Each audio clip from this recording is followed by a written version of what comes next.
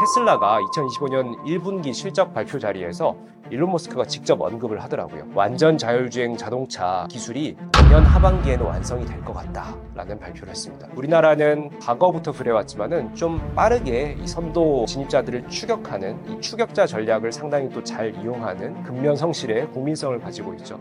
역시나 AI 분야도 미국 주도의 시장이 펼쳐지고 있지만 다양한 시도들을 우리가 해볼 필요가 있겠다.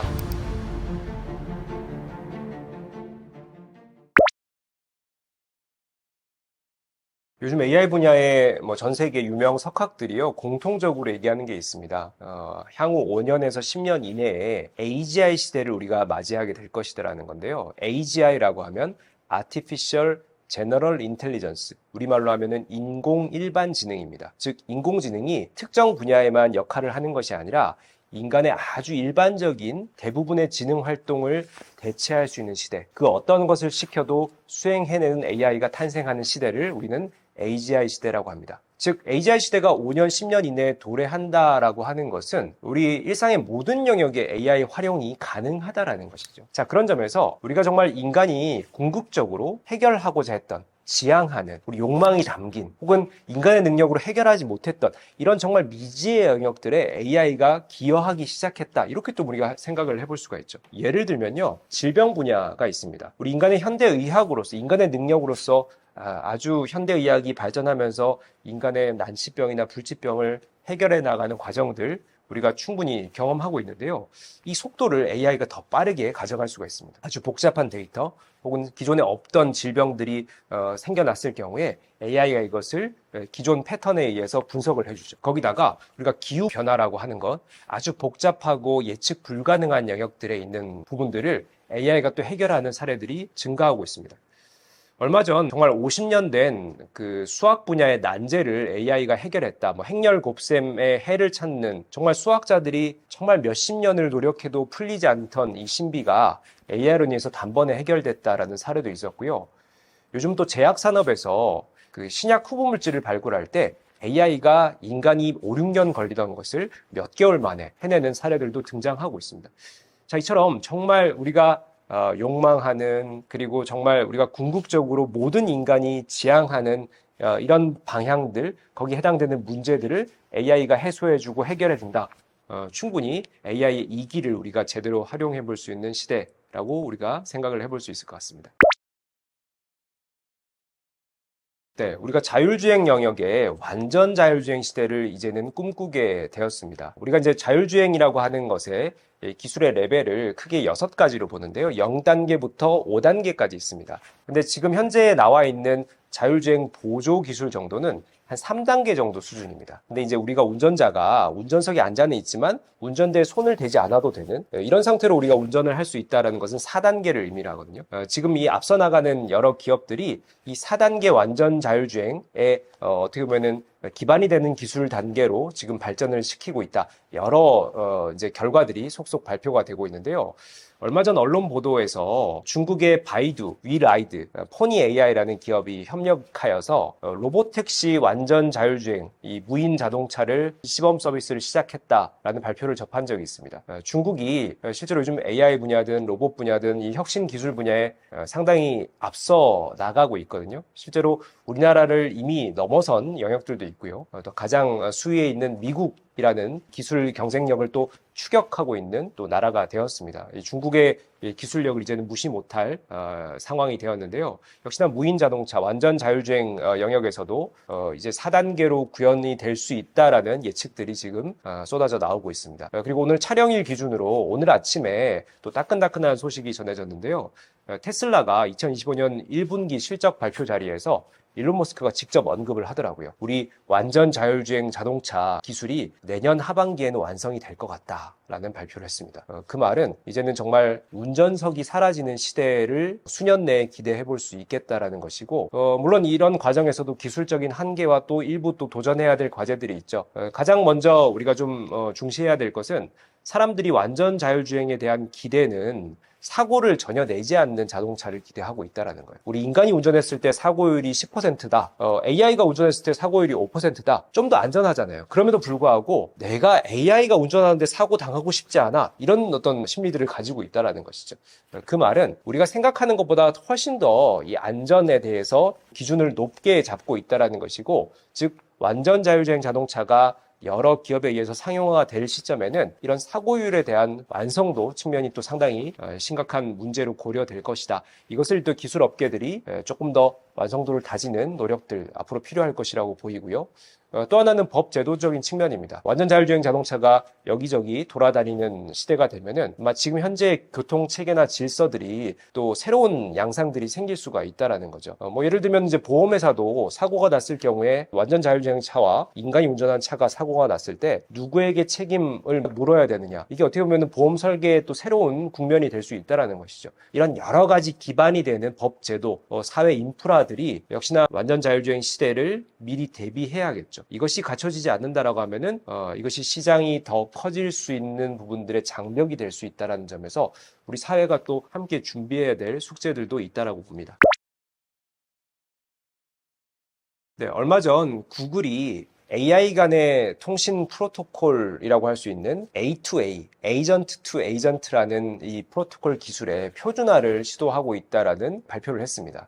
이 A2A 프로토콜이 뭐냐면요. 우리가 과거에 1990년대 인터넷이 대중화될 때 인터넷의 통신 프로토콜, 우리 TCP/IP 많이들 들어보셨죠? 바로 인터넷에 데이터를 전송하고 네트워크 간에 연결을 하는 것에서 표준화된 통신 규약을 우리가 TCP/IP라고 했었는데요. 이것이 이제 시장의 표준이 형성되다 보니까 좀 더 빠르게 인터넷이 전 세계에 보급되고 또 여러 인터넷 공급 기업들이 서로 간에 자유롭게 편안하게 이 프로토콜을 이용해서 데이터를 전송하는 이런 인프라가 구축이 된 것이죠. 역시나 마찬가지로 AI 시대에는 여기저기서 여러분들께 맞춤 컨텐츠나 여러 정보들을 제공해주는 AI 플랫폼들이 다양하게 생겨나겠죠. 근데 이런 AI 플랫폼들 간에 서로 간에 또 상호작용이 필요하지 않겠습니까? 이런 부분에서 바로 표준이 되는 프로토콜, A2A 프로토콜을 구글이 앞서서 지금 주창하고 있는 것이라고 합니다. 자, 구글의 시도가 상당히 또 흥미로운데요. 근데 구글의 A2A 프로젝트는 실제로 장점이 있는 것이 여러 기업들을 참여시켜서 이렇게 협업으로 생태계를 구축해 나가는 과정을 만들고 있다고 합니다. 실제로 50여 개 전 세계 글로벌 테크 기업들이 참여를 해서 AI가 서로 통신하기 위해서는 어떤 규약들이 필요할까, 어떤 룰들이 필요할까를 협의하면서 이렇게 진행을 하고 있다고 하고요. 또 하나는 이 A2A 이 프로토콜이 오픈소스로 제공이 되고 있어요. 즉, 앞으로 만약에 이것이 정말 표준화된 AI 통신 규약이 된다라고 하면은 이에 참여하는 기업들이 실제로 우리가 지금 뭐 GPS 정보를 구글 정보를 가져다가 여러 플랫폼 서비스를 진행하듯이 역시나 AI 플랫폼 서비스를 만드는 기업들도 이 프로토콜의 오픈소스를 가져다가 다양한 서비스, 다양한 비즈니스를 수행할 수 있는 용이함이 생길 수가 있겠죠. 즉, 우리가 이 구글의 노력은 또 어떻게 보면은 세상의 질서를 구글 주도로 또 하겠다라는 또 야욕이 있는 반면에 역시나 요즘 시대에 걸맞게 이 오픈 플랫폼, 오픈 생태계 형태로 빠르게 시장 표준을 만들려고 하는 또 긍정적인 측면도 있는 것으로 보입니다. 네, 요즘 이제 생성형 AI를 여기저기 쓰고 계실 텐데요. 할루시네이션, 환각 현상이 아직까지도 완벽히 잡히지 않고 있는 문제입니다. 우리가 할루시네이션, 환각 현상이라고 하면 인간의 환각 현상과 유사하게 생각을 하시면 됩니다. AI 이렇게 헷가닥 해가지고요. 세상에 없는 얘기를 지어내서 한다고 소위 소설을 쓴다 그러죠. 그리고 이제 거짓말을 하는 경우들, 여기에 해당되는 것이 할루시네이션, 환각 현상이죠. 실제로 이 챗GPT가 등장한 2022년 11월 그 이후 몇 달 동안, 즉 생성형 AI 매우 초기적인 시기에는요. 이 환각 현상이 너무나 자주 발생해가지고 사람들이 이걸 조롱하기도 했었어요. 예를 들면 챗GPT가 세종대왕이 아이패드, 맥북인가 맥북을 집어던진 사건이 있습니다. 이런 얘기를 해가지고 이거를 또 캡처해서 사람들이 챗GPT가 이상한 소리를 한다. 이게 또 조롱의 대상이 되기도 했었는데요. 요즘 AI 업계의 노력을 통해서 이 환각 현상이 많이 줄어들긴 했습니다. 알고리즘을 고도화한다든지 혹은 또 데이터의 추가적인 학습, 파인 튜닝 과정을 통해서 이런 적절하지 않은 대답들의 루틴들을 추가적으로 학습시켰더니 AI가 이 정답의 완성도가 좀 올라가는 측면이 있습니다. 자, 그럼에도 불구하고 아직까지는 생성형 AI 할루시네이션이 완벽히 잡혔다라고 할 수는 없고요. 지금 현재 이 생성형 AI 분야에 표준이 되어 있는 이 트랜스포머라는 알고리즘이 있습니다. 이 알고리즘 자체의 구조적인 한계가 바로 할루시네이션, 환각 현상이기 때문에 이것이 이제 완성도는 높아질 수 있지만 지금 현존하는 기술로는 100% 해결할 수 없다라는 것을 우리가 전제하셔야 됩니다. 그 말은 우리가 이용자 입장에서 이 할루시네이션, 환각 현상을 좀 줄이는 방법들을 고민하셔야 된다. 대표적인 방법이 바로 질문을 어떻게 하느냐에 따라서 환각 현상을 다소 줄일 수 있다는 거예요. 우리가 이것을 프롬프트 엔지니어링이라고 하거든요. 예를 들면은 질문에다가 백데이터들을 충분히 포함시키고 또 다양한 배경 설명을 하고 이 분야에 대해서 기초적인 지식들을 AI에게 좀 알려준 다음에 내가 원하는 질문을 할 경우에 우리가 제공한 백데이터라든지 배경 설명, 이 상황 설정에 관련된 이 용어나 데이터들을 정답을 만들 때 추론하는 과정에서 AI가 활용을 하거든요. 그 말은 이것의 최종적인 답이 정답에 가까운, 즉 엉뚱한 소리를 할 확률이 줄어든다는 것이죠. 바로 이것이 환각 현상을 줄일 수 있는 이용자의 또 하나의 실력이자 노하우라고 할 수가 있겠습니다. 즉 우리가 현 시대의 AI 수준을 정확히 파악하고 이 정도 수준에서 우리가 어떻게 잘 이용할 수 있을까에 대한 고민도 우리 지금 현대인들이 또 여러 실무자분들이 AI의 능력치를 최대한 활용하는 중요한 어떤 역량이자 방법이 될 수 있을 것 같습니다.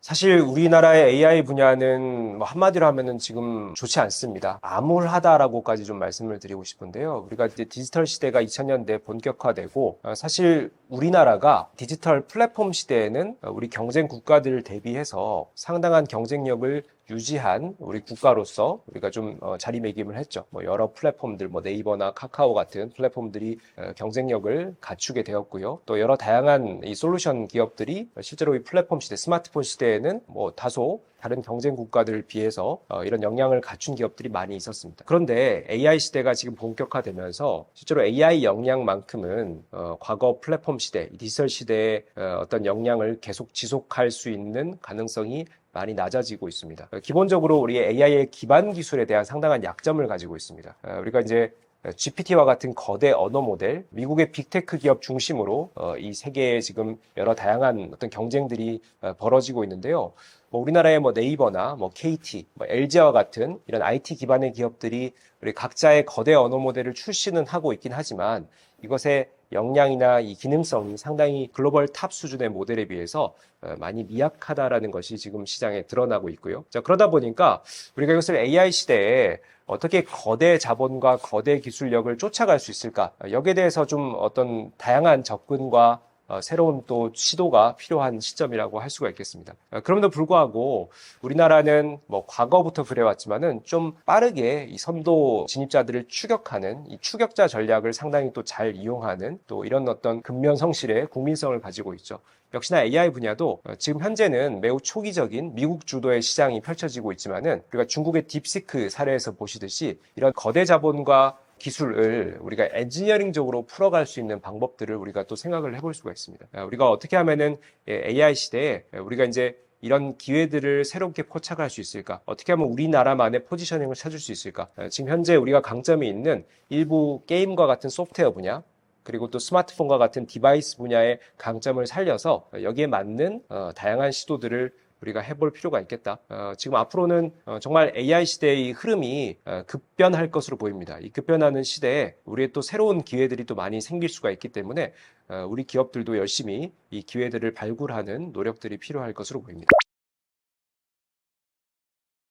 요즘 이제 생성형 AI 시대가 되다 보니까 여러 다양한 생성형 AI 툴들이 지금 등장을 했습니다. 가장 이걸 적극적으로 활용하고 있는 직업군은 소위 마케터와 디자이너라는 직업군이에요. 마케터와 디자이너들이 하는 이 역할들을 보면은 대부분 좀 창의적인 업무들이죠. 거기다가 또 아이디에이션이라고 하는 어떻게 하면 아이디어를 실제 그림이나 혹은 또 이런 글로 구현하느냐 이런 것에 업무에 특화되어 있다 보니까 생성형 AI가 제공해주는 이 결과물들을 적극적으로 활용하기에 좋고 또 이것에 또 협업이 또 상당히 또 용이한 업무라는 것이죠. 실제로 이제 마케터들의 얘기를 들어보면요. 내가 혼자 작업했을 때 이 보고서를 작성하는 것이 일주일 걸리던 분량을 예를 들면 이제 다른 그 동료와 둘이서 협업을 하면은 3일이 걸려요. 근데 이거를 동료와 협업을 하는 것이 아니라 AI와 협업을 하면요. 하루 만에 끝낼 수 있다고 합니다. 그러니까 뭐 그 얘기를 이제 비춰보면은 혼자 일주일 걸리던 것을 하루 만에 끝내니까 대략 7분의 1로 업무가 강도가 줄어들었다. 그만큼 생산성이 올라갔다라고 볼 수도 있겠죠.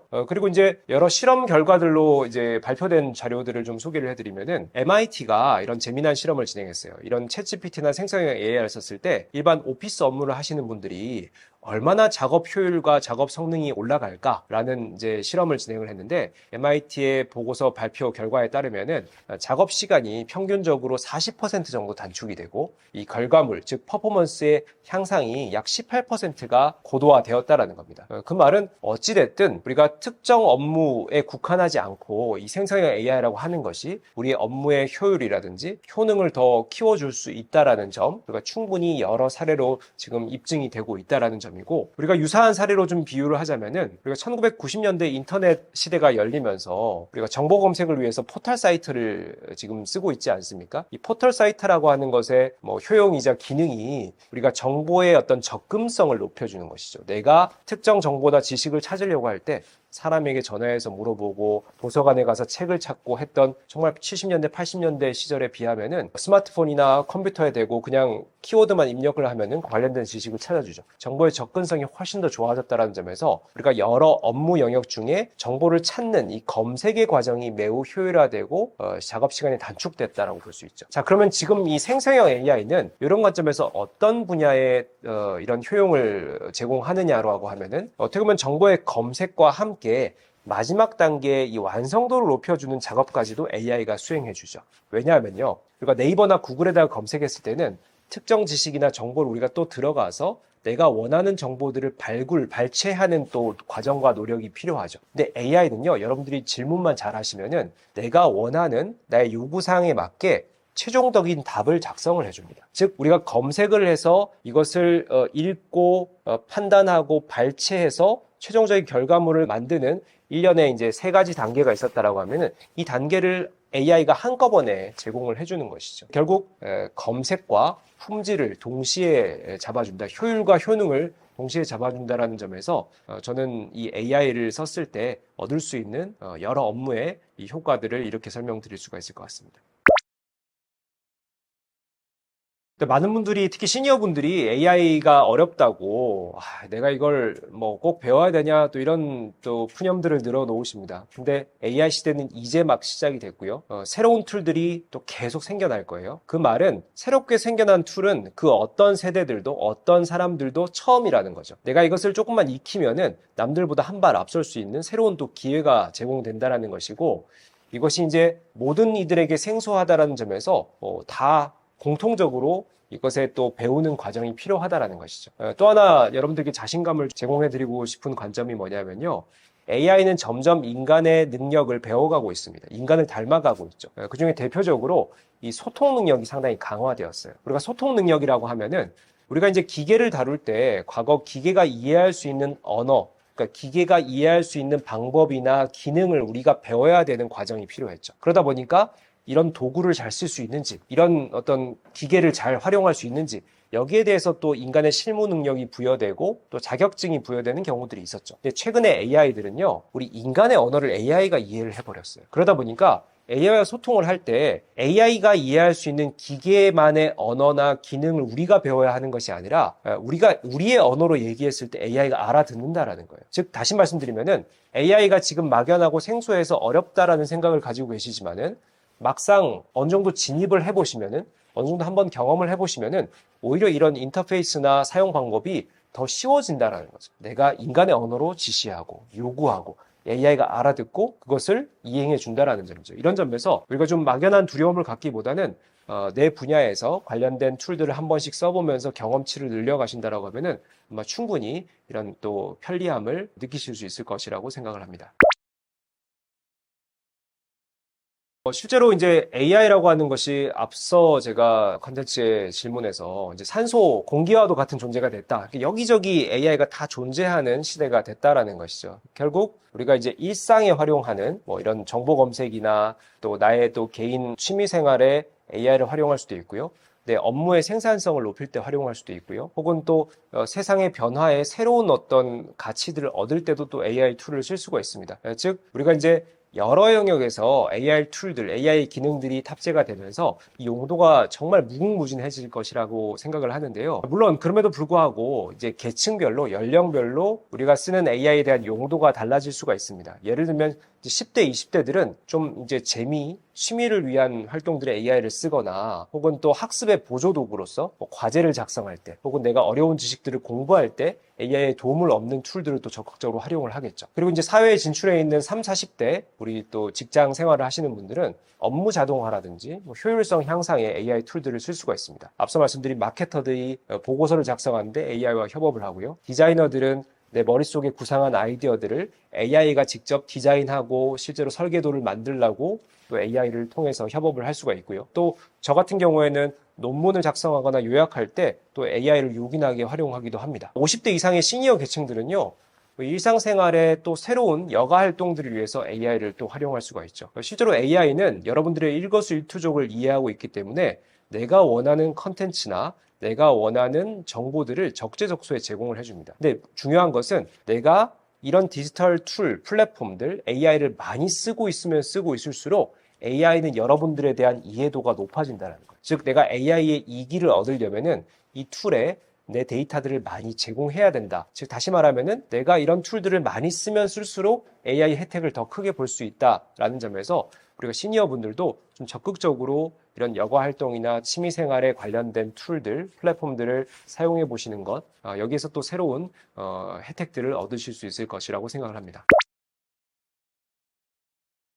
지금 현재 현존하는 생성형 AI의 기반 기술, 우리가 트랜스포머라는 알고리즘, 어텐션이라는 알고리즘이 있는데, 이 알고리즘의 기술적인 한계가 실제로 이제 할루시네이션이라고 하는 앞서 제가 질문에 답드렸던 이 환각 현상이라는 일부 한계도 있습니다. 또 하나는 우리가 특정 분야에 국한되어 있는 AI는 다양한 영역의 데이터를 또 고려하지 못하는 또 이런 또 영역의 한계가 지어지는 AI 툴도 우리가 이제 이런 한계를 생각해 볼 수가 있습니다. 그렇다면은 우리가 좀 AI를 어떻게 하면 좀 현명하게 활용할까? AI의 능력치를 최대한으로 끌어낼까라는 것은 이 지금 현존하는 기술의 수준에 비춰봤을 때 또 우리 인간의 활용 능력이 중요시 된다라는 점이죠. 실제로 많은 AI 전문가들이 AI 툴을 쓸 때 이런 방법들을 쓰세요. 이렇게 하면은 좀 더 효과적으로 또 유용하게 활용할 수 있습니다라는 방법들을 여러분들께 다양하게 또 제안을 해드리고 있습니다. 대표적으로 이제 역할을 부여하는 방법, 상황을 상세하게 설정하는 방법,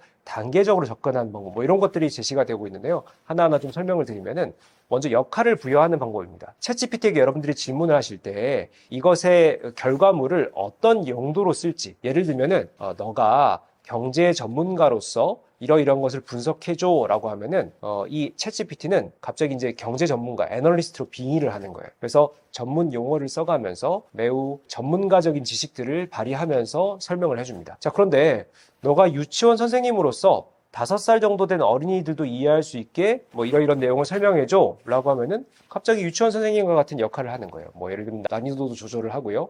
또 선택하는 단어들도 또 이런 용어들도 바꿔가면서 이것에 맞게 설명을 한다라는 것이죠. 바로 이것이 역할 부여에 해당되는 겁니다. 그러니까 같은 질문을 할 때 챗GPT에게 어떤 역할을 설정해 줘야 따라서 이 결과물의 컨셉이나 어떤 난이도가 조절이 된다라는 점입니다. 여기에는 또 추가적인 배경 설명이 중요하죠. 앞서 제가 환각 현상을 방지하는 방법으로 백데이터를 제공하고 다양한 배경 설명을 하는 것들을 또 소개를 해드렸죠. 즉 우리가 특정 질문을 할 때 단도직입적으로 이렇게 단순하게 질문을 하는 것이 아니라 배경 설명을 하고 데이터를 제공하고 또 이런 또 필요한 지식들을 AI에게 일부 학습을 시키는 이런 문답의 과정을 통해서 내가 원하는 질문을 최종적으로 해낸다라고 하면은 AI는 앞서 제시한 여러 가지 배경 설명이나 데이터들을 활용해서 더욱더 수준 높은 답들을 만들어 줄 겁니다. 자, 그리고 이제 예시를 제공하고 피드백을 주는 방법이 있는데요. 질문에다가 일부 내가 좀 차용하고 싶은 예시를 이런 유사한 어떤 형태로 답을 해달라. 이렇게 제시하면은 그 예시의 어떤 컨셉이나 문체 혹은 또 이런 그 흐름에 맞게 또 맞춰서 설명을 해주는 경우가 있고요. 또 AI가 답을 해줬을 때 이 답이 마음에 들었다, 혹은 어떤 부분에 내가 유용했다라는 것을 피드백을 주면은 내가 사용하는 그 AI 툴의 어떤 상황 설정이나 이런 것들이 나에 맞게 업데이트가 되면서 내가 원하는 목적에 맞는 답들을 AI가 제시해 줄 가능성이 점점 더 높아진다.